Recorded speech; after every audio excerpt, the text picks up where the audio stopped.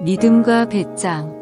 마태복음 7장 27절, 28절. 예수께서 이르시되 자녀로 먼저 배불리 먹게 할지니 자녀의 떡을 취하여 개들에게 던짐이 마땅치 아니하니라. 여자가 대답하여 가로되 주여 올소이다마는 상 아래 개들도 아이들의 먹던 부스러기를 먹나이다. 예수님의 도움을 정말 간절히 원하는 불쌍한 딸을 둔 한 어머니가 있었습니다. 이 여인의 딸은 귀신이 들려 있었습니다.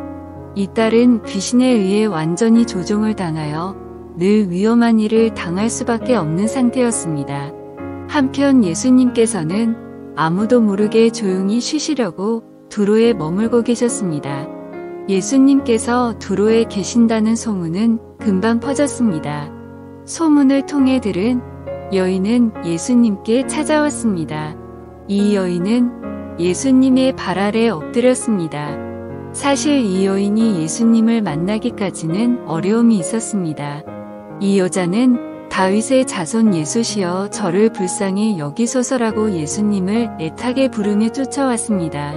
그러자 제자들이 저 여인을 고쳐주고 물러가게 하소서라고 예수님께 요청하였습니다. 이에 예수님께서는 나는 잃어버린 이스라엘을 위해 왔다라고 말씀하셨습니다. 예수님과 제자들이 이렇게 대화를 주고받는 동안 이 여인은 예수님 앞에 와서 엎드린 것입니다. 어렵게 예수님 앞에 찾아온 이 여인에게 예수님께서는 참으로 치욕적으로 들릴 만한 말씀을 하셨습니다. 예수님께서는 27절에서 자녀로 먼저 배불리 먹게 할지니 자녀의 떡을 취하여 개들에게 던짐이 마땅치 아니하니라고 말씀하셨습니다. 그러나 사실 이 말은 그렇게 치욕적이거나 욕에 해당하는 말은 아닙니다. 당시 유대인들은 이방인들을 개에 비유하였습니다. 따라서 여기서 개라는 말은 욕이 아니라 이방인을 가리키는 표현인 것입니다. 예수님께서 이렇게 말씀하시자 이 여자가 28절에서 이렇게 대답하였습니다. 올소이다마는 상 아래 개들도 아이들의 먹던 부스러기를 먹나이다. 여인의 요청은 자녀들의 것을 빼앗아 자신에게 달라는 것이 아니었습니다.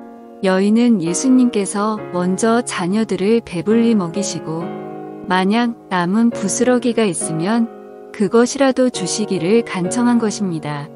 이에 예수님께서는 29절에서 이 말을 하였으니 돌아가라 귀신이 내 딸에게서 나갔느니라고 말씀하셨습니다. 여기서 이 말을 하였으니란 예수님께서 여인의 믿음을 칭찬한 것을 의미합니다.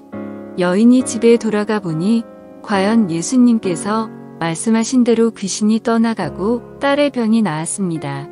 그러면 오늘 본문이 기록된 목적이 무엇인지를 살펴보겠습니다. 기록자는 본문에서 여인의 믿음의 훌륭함에 초점을 맞추고 있지 않습니다. 기록자는 예수님께서 자신의 은혜를 어떻게 베풀고 계시는가에 초점을 맞추고 있습니다. 기록자는 예수님께서는 참으로 자신을 믿고 의지하는 자에게 아낌없이 은혜를 베푸시는 분이라는 사실을 강조하고 있습니다. 예수님께서는 은혜를 베풀기를 원하시지만 아무에게나 은혜를 낭비하지 않으십니다. 그분의 은혜는 참으로 소중하고 가치 있는 것입니다. 예수님의 은혜는 그것을 간절히 바라고 구하는 자에게만 주어집니다. 오늘 본문은 바로 이 사실을 강조하고 있는 것입니다.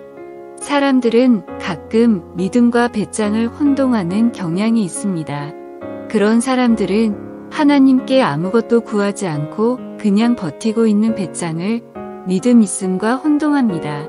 또 어떤 사람은 하나님께 구해놓고서 과연 하나님께서 주실까 하면서 계속 의심합니다. 이것도 참으로 잘못된 것입니다. 그리고 어떤 사람은 하나님께서 무조건 자기의 뜻대로 다 이루어 주시라고 막무가내로 때를 씁니다. 이것도 잘못된 태도입니다. 우리는 현재 하나님께 어떤 태도에 속해 있습니까?